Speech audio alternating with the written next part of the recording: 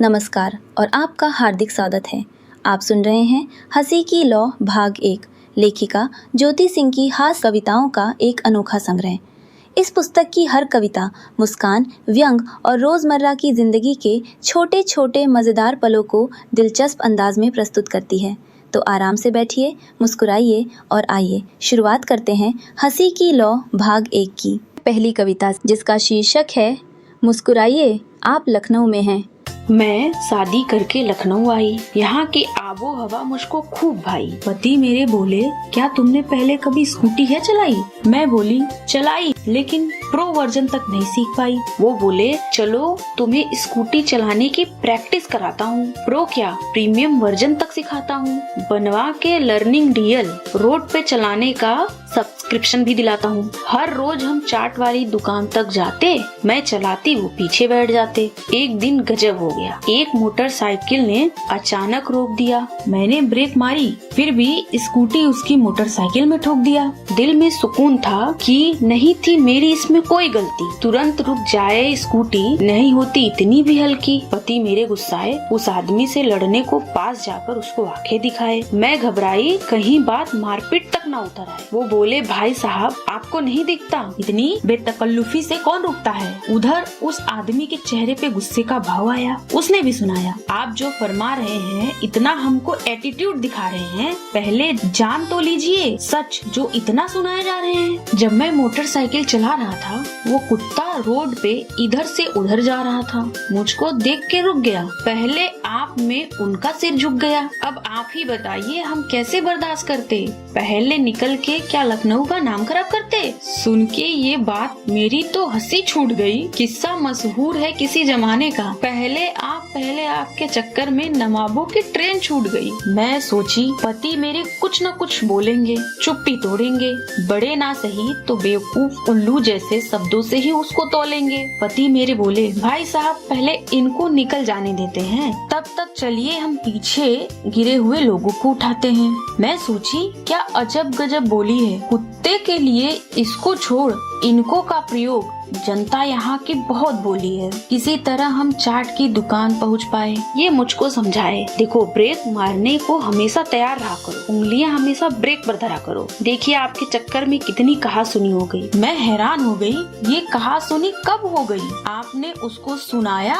या उसके लिए लोरी गाया? जो जो फरमाया मेरे तो कुछ समझ में नहीं आया। ऐसे भी कोई लड़ता है? ऐसा लगता है जैसे कोई नेता चुनाव से पहले जनता से वोट मांग रहा हो, जैसे कोई पति अपनी रूठी पत्नी को मना रहा हो, जैसे एक दुकानदार अपने ग्राहक को सामान बेच रहा हो। पति मुस्कुराए, बोले, ये शराफत है, तहजीब की हिफाजत है, लखनवी नजाकत है। झगड़े यहाँ प्यारी बोली में होते हैं, चाट आकी स्वादों की टोली में होते हैं। आप खाइए और मुस्कुराइए, आप लखनऊ में हैं।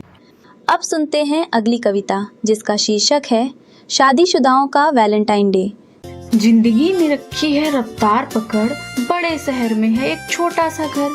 सुबह के इतने काम, पत्नी भाग रही इधर उधर। भाई साहब अभी भी सोए पड़े हैं बन के मगर। उठ जा क्यों तुले हो मचवाने को गदर। पत्नी आई अखबार लाई, देख हेडिंग पेपर की, थोड़ी चकराई थोड़ी ललचाई। लिखा था आज चॉकलेट डे, दिल जीतने का अच्छा वे। पति को जगाई, सीधे पॉइंट पर आई, मेरी चॉकलेट कहाँ है? नहीं पड़ा मुझको दिखाई। अंगड़ाई लेते हुए पति ने सोचा, ये क्या नई मुसीबत आई? इस वैलेंटाइन ने मेरे घर में कैसे एंट्री पाई? इस पगली आंधी को किसने वैलेंटाइन की राह दिखाई? पति बोला, पगली नहीं, मेरा मतलब पल्लवी, चॉकलेट नहीं, मैं तुम्हारे लिए लाया था मिठाई, फ्रिज में पड़ी है, तुमको नहीं पड़ा दिखाई? अच्छा जी, बड़े मंगल का प्रसाद चॉकलेट की जगह टिकाते हो, मुझे बेवकूफ बनाते हो। क्या मैं नहीं जानती, हर मंगलवार वही लाते हो, सब मनाते हैं वैलेंटाइन भी, तुमने चॉकलेट तक न लाना समझा ठीक। पति को बचने की सूझी तरकीब, बोला, शादी के 14 साल बाद ये रोज प्रपोज, चॉकलेट वॉकलेट मनाना लगता है मुझको अजीब। जरा आओ तो मेरे नजदीक, स्पेशल पत्नी के लिए स्पेशल वैलेंटाइन मनाएंगे, तुमको घुमाएंगे, पिक्चर दिखाएंगे, होटल में खाना भी खिलाएंगे। रफ्तार भरी जिंदगी एकदम रुक गई। पत्नी हो गई बहुत खुश, बेसब्री से लड़ वैलेंटाइन का दिन आया। कर पूरी तैयारी, पत्नी ने आईने में खुद को देख आज बहुत सजाया। पति का उधर फोन आया, पति की आवाज थोड़ी थकी थोड़ी भारी, आज नहीं आ पाऊंगा, बॉस की हुई है वैलेंटाइन की तैयारी। उनका काम पूरा करने की सौंप गए जिम्मेदारी, शायद रात के 12 या 1 बज जाएंगे। मैं जानता हूँ तुम्हारा दिल हो गया होगा भारी, पर तुम समझो मेरी लाचारी।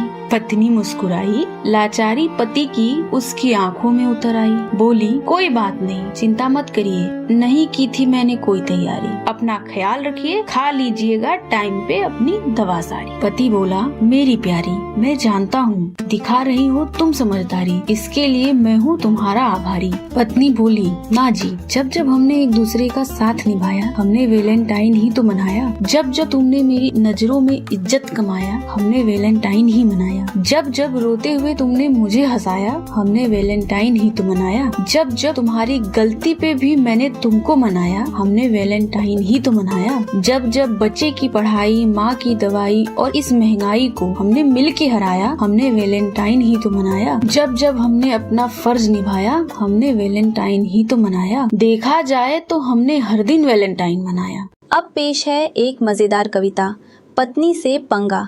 पति बोला, उठो तुम्हारी किस्मत का तारा चमकाते हैं, चलो आज तुमको कुछ बढ़िया खिलाते हैं, चलो सुबह की सैर पर चलते हैं, खाने के लिए कोई बढ़िया पकवान चुनते हैं। पत्नी खुश होकर बोली, लगता है आज सूरज पश्चिम से निकला है, जो है आप इतने मेहरबान। शायद आपको याद आ गया है कि आपके घर में भी है एक चटोरी इंसान, खिलाइए आज जी भरकर, लेट आए थे तभी तो नहीं खिला रहे डर कर। खैर छोड़िए, मुझे नमकीन खाना बहुत ही भाता, समोसा, खस्ता, टिक्की, आलू पूरी का नाश्ता सुबह सुबह खा के मजा आ जाता। क्या बगल का हलवाई इतनी सुबह है बनाता? पति बोले, छोड़ो वही घिसी पिटी दुकान के घिसे पिटे पकवान, नई जगह खाते हैं जिससे हो तुम अभी तक अनजान। स्कूटी उठाए, पत्नी को बैठाए, सी बीच की भेलपुरी की दुकान तक आए, सरप्राइज के नाम पर पत्नी से आंख बंद करवाए, मुंह खुलवाए, बोले आ करो, मुंह में हवा भर लो, समुद्र की नमकीन हवा का मजा लो। कविता हुई यही खत्म। एंडिंग को लेकर पति लोग ना पाले कोई भ्रम, उन भाई साहब का 32 में से हो गए 7 दांत कम। डेंटिस्ट ने कहा है खाना खाओ 6 महीने तक सिर्फ नरम नरम, और पत्नी से लो पंगे कम।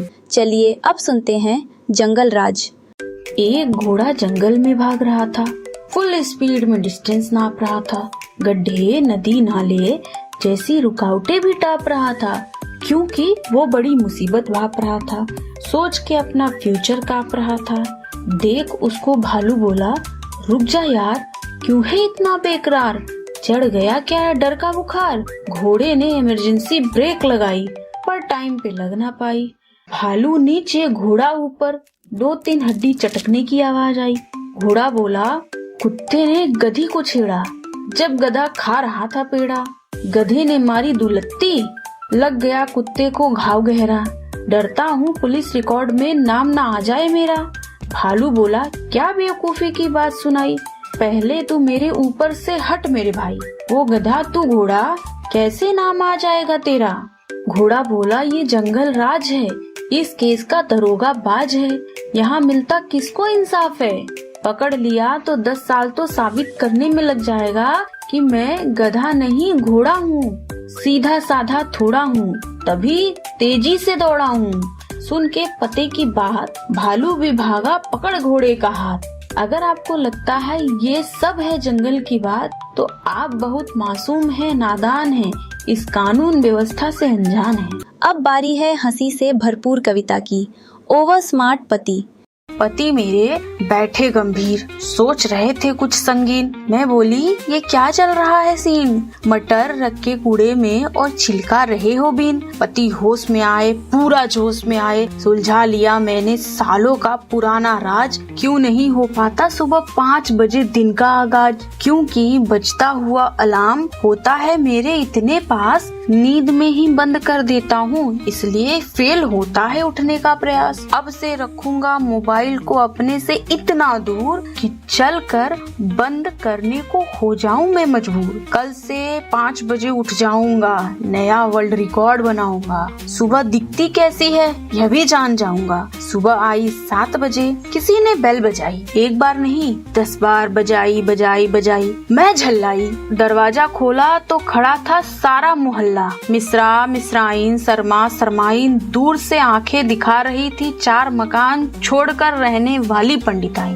कर्नल अंकल बोले, बेटा तुम्हारा अलार्म बालकनी में बज रहा है, चिंता मत करो, अब सारा मोहल्ला जग रहा है, कृपया करके अलार्म बंद कर दो, सिर दर्द हमारा थोड़ा कम कर दो, जाओ अपने सोते हुए कुंभकर्ण को उठाओ, किसी तरह कैसे भी जगाओ, पर इस तरह के खतरनाक प्लान मत बनाओ। अब सुनिए डॉक्टर सब्जी वाला।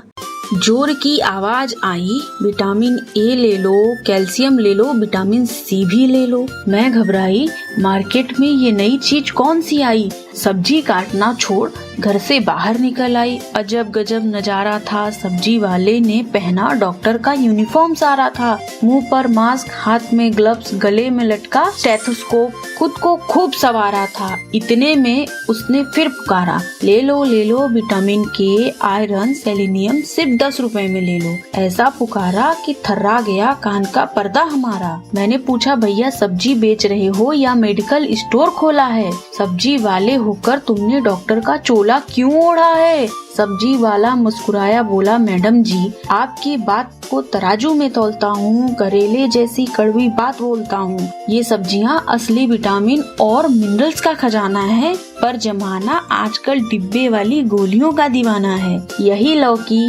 गाजर, पालक अगर मैं कैप्सूल में पैक कर दूं, विदेशी नाम चिपका कर मल्टी विटामिन का बड़ा सा टैग जड़ दूं, तो लोग हजारों रुपए देंगे, बड़े शौक से खाएंगे, पर ठेले पर रखी ताजा असली दवा को मोल भाव करके ले जाएंगे, दवाइयों से कम बताएंगे। अब असली बात बोलता हूँ, सच अपना खोलता हूँ। असल में आपके सामने एक MBBS डॉक्टर ही खड़ा है, पर मुझको एक लाइलाज खतरनाक बीमारी ने जकड़ा है। बीमारी का नाम है ईमानदारी और सच्चाई, जो इस जमाने को समझ में ना आई। अस्पतालों में देखा, वहाँ इलाज नहीं व्यापार चल रहा था। मरीज के डर को कैश करने का खौफनाक बाजार चल रहा था। छोटी सी खांसी पर बड़ा सा टेस्ट बताया जाता था। टारगेट पूरा करने के लिए बेवजह ICU में लिटाया जाता था। सरकारी सिस्टम उससे भी गजब है। पैसा हो तो कंपाउंडर भी डॉक्टर तब है। सोचा अपना सस्ता सच्चा क्लिनिक खोलूं,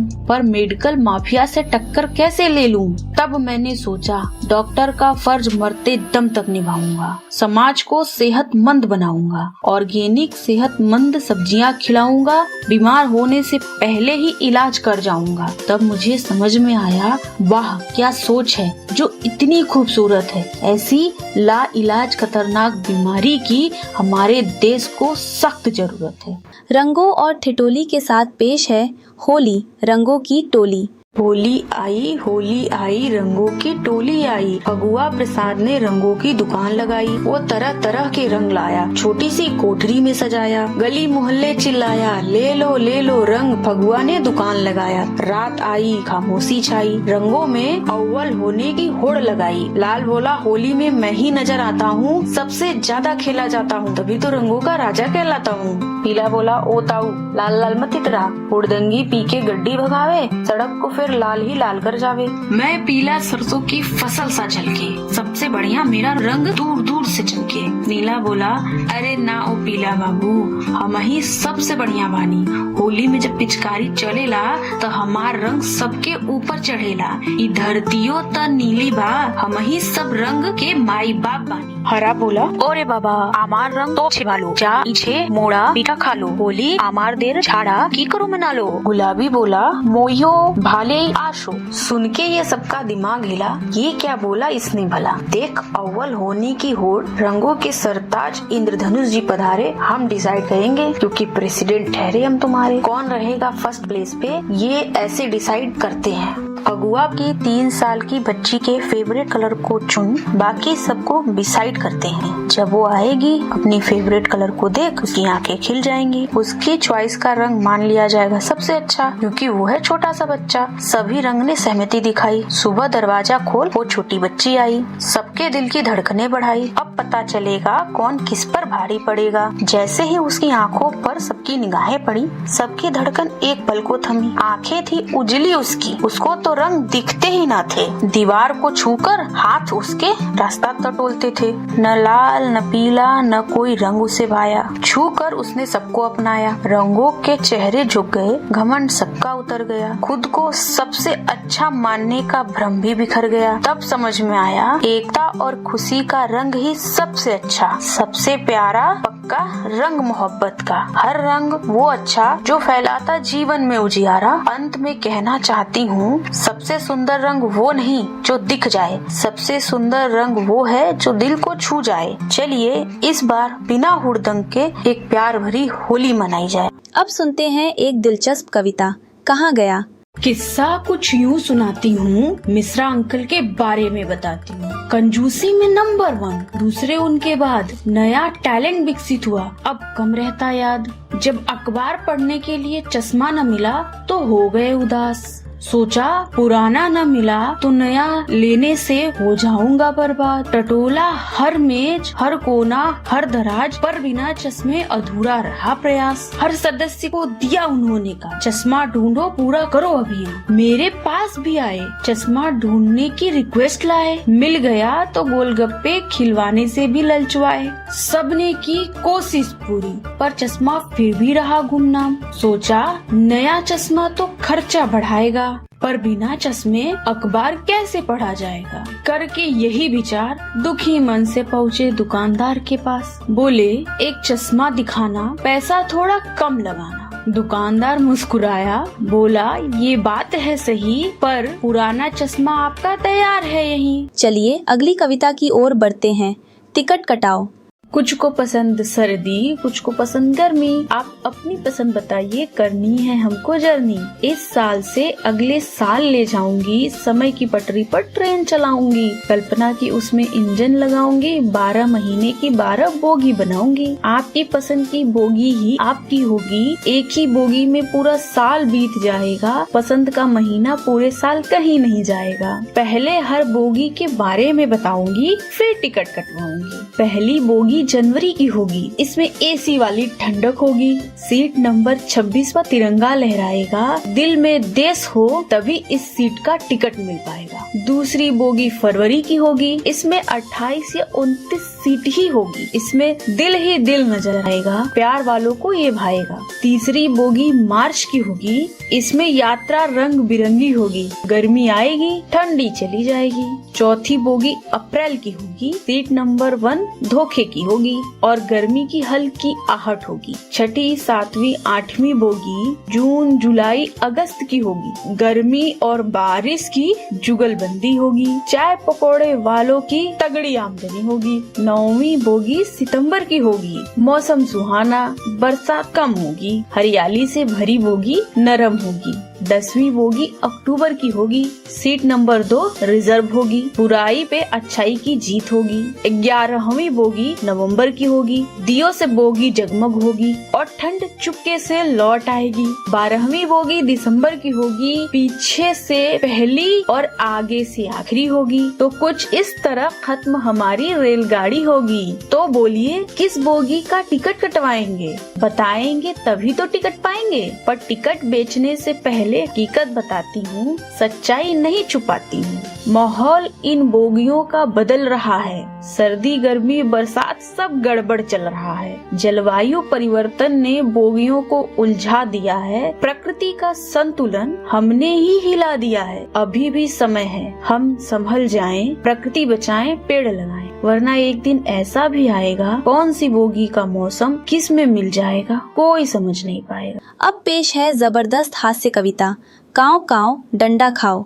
छत पे बैठा एक कौवा करने लगा काव काव। औरत ने डंडा उठाया, चीखी भाग जाओ। डंडा दिखाया, कौवा भगाया, पर वो नटखट पंछी फिर लौट के आया। कौवा बोला, कभी बुलाती हो कभी भगाती हो, ये क्या गजब ढाती हो। कभी अच्छा अच्छा खिलाती हो, आज डंडा दिखाती हो, ये कैसा कंफ्यूजन फैलाती हो। औरत बोली, मनहूस तेरी वजह से मेहमान आते हैं, फुकट का खाते हैं, रहीसी सी दिखाते हैं। मेरे घर में रहकर मुझको ही रहने का ढंग सिखाते हैं। पिछली बार जब तू कौवाया, जेठानी के ननद का देवर सीधा चला आया। इतना खाया मेरा तो सारा बजट बिगड़ाया। कौवा बोला, फिर मुझको खिलाती क्यों हो, बुलाती क्यों हो? औरत प्यार से बोली, खिलाती हूँ ताकि तू काँव काँव करे और मेरा पति घर पर पैर धरे। वो बड़े शहर में बड़ी दुकान में दिन में छोटे मोटे काम करता है, रात को चौकीदारी करता है, न जाने कब आराम करता है। एक बार जब तू कौवाया था वो अचानक चला आया था। बड़े बुजुर्ग कहते हैं कौवा बोले तो मेहमान आते हैं, मेरे लिए तो मेरा संसार चला आया था। कौवा बोला, तो अभी ही क्यों भगा रही हो, ठंडा क्यों दिखा रही हो, पति के आने के इकलौते जुगाड़ का बैंड क्यों बजा रही हो? औरत ने दुखी मन से बोला, महीने की शुरुआत में मैं भी रिस्क ले लेती हूँ, तुझे ट्राई कर लेती हूँ। सोचती हूँ तू बोलेगा तो उसकी घर की राह खुलेगी, फिर चाहे मुझको मेहमानों की टोली भी चलेगी। पर अभी महीने का अंत चल रहा है, कुछ बचे हुए सिक्कों से घर चल रहा है। कैसे रिस्क उठाऊं, कैसे मैं उसको बुलाऊं, तुझे उड़ाऊं, काट दूं तेरा सिग्नल, अभी घर किसी को ना बुलाऊं। नटखट कौवा सोच समझकर कहता है, अगर मैं तेरी छत पर बैठ जाऊं, काँव काँव करता जाऊं, सिर्फ तेरे पति को बुलाऊं, तो बता क्या खिलाएगी? औरत की आंखें उम्मीद से भर गई, कौवे पे टिक गई। इस मजाक को सच मान के रहनुमा उसको अपना जान के सच्चे दिल से बोली, मैं एक टाइम के खाने पे जी लूंगी, पानी के साथ रोटी खा लूंगी, गुल्लक तोड़ अपने सारे पैसे तेरे पे निछावर कर दूंगी, पर खाने को तुझे काजू बादाम से नीचे कुछ ना दूंगी। कौवा देख उसकी सच्ची नम आंखें, हौले से बोला, अरे पगली, इस कीमत पर मुझसे मेवा न निगला जाएगा। तेरी सच्चाई पे तो आसमान भी झुकाएगा, तो तेरा पति कैसे रह पाएगा? वो बड़ी दुकान का छोटा नौकर जिसे तूने अपना जहां बताया है, देख गली के उस मोड़ पर उसका साया नजर आया है। मैं तो बस एक जरिया था, तेरी दुआओं का असर भारी है, जा दौड़ के दरवाजा खोल, अब तेरे संसार की बात। अब सुनिए 99 की उम्र का राज। बोर्ड लगा था, बड़े बड़े थे अक्षर, हमारे यहाँ की सस्ती शाकाहारी थाली है अच्छी सेहत का मंत्र। यकीन ना हो तो सिर्फ 500 में खाकर कर लो निरीक्षण। नाम हमारा 5 सितारा, ऊंचा हमारा स्तर। देखकर बोर्ड पहुंची मैं अंदर, काउंटर पे बूढ़े बाबा बैठे थे, दिख रहे थे मस्त कलंदर। 99 की उम्र, सैकड़े में था सिर्फ एक का अंतर। मैं बोली, इतनी लंबी उम्र आपकी, क्या यही खाना खाते हो? तभी बुढ़ापे में भी स्वस्थ बदन पाते हो। बाबा मुस्कुराए, बोले, बेटी कान इधर लाओ, सच जान जाओ, जो मैं बेचूं वो कभी न खाऊं, तभी तो अच्छी सेहत बनाऊं। हानिकारक ये तेल मसाले वाला खाना, स्वस्थ बस सादा भोजन और घर का दाना। बोर्ड विज्ञापन एक सुंदर मुखौटा है, बाहर का खाना अपनी सेहत के साथ एक धोखा है। इन बाबा ने तो सच बताया, हमसे कुछ नहीं छुपाया। पर आजकल ज्यादातर पैकेट प्रोसेस्ड फूड और खाना बेचने वाले हमसे सच छुपाते हैं, बेचते कुछ हैं, दिखाते कुछ हैं। तो आप चमकते विज्ञापन पर ना जाएं, अक्सर उनमें मिलावट का खेल होता है। असली सेहत और लंबी उम्र का राज केवल घर का सादा और संतुलित भोजन ही होता है। अब बारी है व्यंग से भरपूर कविता की, स्कूल एडमिशन स्कैम। 3 सवाल पूछूंगा, उत्तर सही गलत में तौलूंगा, निकले तीनों सही एडमिशन कर लूंगा, वरना माफ कीजिए आपकी बच्ची है वीक, इस स्कूल में इसका एडमिशन करना नहीं होगा ठीक। बोले एक बड़े से स्कूल के एक छोटे कद के मोटे से मास्टर। प्रश्न होते इतने टफ कि नहीं दे पाते बच्चे उसका उत्तर। फिर डोनेशन लेकर एडमिशन देकर सॉल्व कर देते मैटर। पर इस बार बच्ची थी सयानी, मानवी नाम था, फिल्मों की थी दीवानी। 16 का डायलॉग याद था मुंह जबानी। बोली कितने क्वेश्चन हैं? मास्टर जी बोले बेटा 3। बच्ची बोली क्वेश्चन 3 और मानवी 1। फिर भी मानवी आंसर देगी, 3 के नहीं कईयों की देगी। मास्टर जी सोचे गलती की हमको ललकारे, ओवर कॉन्फिडेंस में फंस गए ये बेचारे। अब प्राइमरी क्लास के नहीं हाई स्टैंडर्ड क्वेश्चन होंगे हमारे, जो हारे दुगनी लक्ष्मी आएंगी हमारे द्वारे। इतने में बच्ची बोली हम तो हॉट सीट पे बैठ जाएंगे। ये बताइए जज किसको बनाएंगे? आंसर लॉक किससे करवाएंगे? मास्टर जी बोले यह एडवांटेज तुम उठाओ, जिसको मन में आए उसको बनाओ। बच्ची बोली प्रिंसिपल सर को बनाते हैं, सिर्फ हाँ ना में रिजल्ट बुलवाते हैं, इस तरह टाइम बचाते हैं। मास्टर जी बोले ठीक है टाइम बचाते हैं, सीधे पहले सवाल पे आते हैं। पीले दिखने वाले 8 सेहतमंद फल क्या क्या कहलाते हैं? बच्ची बोली आम पपीता अकेले और आधा दर्जन केले। प्रिंसिपल बोले हाँ। सोचे फंस गए कहाँ, मास्टर झल्लाए। दूसरे प्रश्न पे आए, 5 बिल्कुल भी न उड़ पाने वाले पक्षी बताओ, बाजी मार जाओ। बच्ची बोली पेंगुइन, कीवी, एमू, शुतुरमुर्ग और मुर्ग मुसल्लम का मुर्ग। प्रिंसिपल बोले हाँ लॉजिक सही है, अब जाएं कहाँ? मास्टर जी थे हक्के बक्के, तीसरे सवाल पे टपके। हिंदी व्याकरण को लक्के, स्वर और व्यंजन में अंतर बताओ।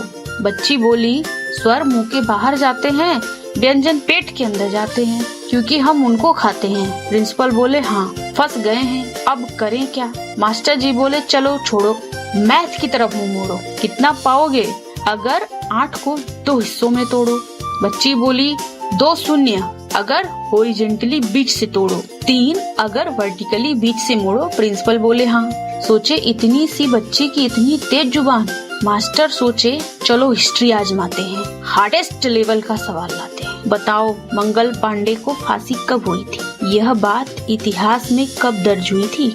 बच्ची बोली दिन में हुई थी, यह बात तो है साहब। आजादी से पहले हुई थी यह बात। प्रिंसिपल बोले हाँ लॉजिक में दम है यहाँ। मास्टर जी फिर चकराए, अंतिम सवाल पूछ के निचले स्तर पे उतर आए। बोले देश अपना महान, इन्फ्लेशन, फिजिकल डेफिसिट, मोनोपोली या फिर कुछ और क्या पहुँचाता है इसको सबसे ज्यादा नुकसान? बच्ची दिल से बोली मास्टर जी सबसे बड़ा नुकसान पहुँचाता है डोनेशन। खोखला कर दिया इसने एजुकेशन। मेहनत और टैलेंट का नहीं होने देता सिलेक्शन। माँ की आंखों का आंसू, बाप के माथे पर चिंता की लकीर बताती है उनकी सिचुएशन। पर कुछ स्कूलों को क्या फर्क पड़ता है, पूरा करना होता है उन्हें अपना कलेक्शन। फिर प्रिंसिपल कुर्सी से उठकर बोले आज इस बच्ची ने आंखें खोल दी, इतनी छोटी उम्र में इतनी बड़ी बात बोल दी। बंद करो यह डोनेशन का कलेक्शन, हम सबको मिलकर देश को ले जाना है सही डायरेक्शन। और अब इस पुस्तक की अंतिम कविता, स्कूल कैसे होगा अपडेट। स्कूल कैसे होगा अपडेट, छोटी सी बच्ची बोली जैसे ही माँ ने खोला गेट। बच्ची अंदर आई, मुंह फूला हुआ, गुस्से वाला क्यूट फेस माँ को दिखाई। माँ बोली क्या किस्सा हो गया जो मेरी परी का मुंह फूल गया। बच्ची बोली टीचर को कुछ आता नहीं, लेटेस्ट जमाना उनको भाता नहीं। आज सरप्राइज टेस्ट लेने को आई, टॉपिक बताई, पिताजी को पत्र लिखो जिसमें हो 100 शब्द। कब होगा उनका काम खत्म, वापस आएंगे कब। मैं सोची पत्र क्या लिखना, सीधे व्हाट्सएप कर देते हैं। लेटेस्ट मैसेज होते हैं कैसे, मैडम को थोड़ा अपडेट कर देते हैं। आंसर शीट पर मैं लिखी पापा आपकी ड्यूटी कितनी बची, जल्दी वापस आओ मैं हूँ बहुत दुखी। मिस यू, लव यू पापा, बाय बाय टाटा। फिर इमोजी था क्वेश्चन मार्क और घड़ी, और अंत में अपना नाम लिखी परी। फिर 4 हार्ट वाली इमोजी भी बनाई। लगता है टीचर को ये बात समझ नहीं आई, लगता है मैडम कभी मोबाइल नहीं चलाई। माँ बोली ये सब छोड़ो, ये बताओ कितने नंबर लेकर आई। बच्ची मासूमियत से बोली मैं कॉपी कहाँ पाई, उनसे ही पूछ लेना, कल वो है आपको स्कूल बुलाई। आपने सुनी हंसी की लौ भाग 1। यदि आपको यह ऑडियो बुक पसंद आई हो तो हंसी की लौ भाग 2 भी अब ऑडियो बुक के रूप में उपलब्ध है। सुनने के लिए विजिट करें www.designingboss.com। धन्यवाद। फिर मिलेंगे एक नई किताब और नई मुस्कान के साथ।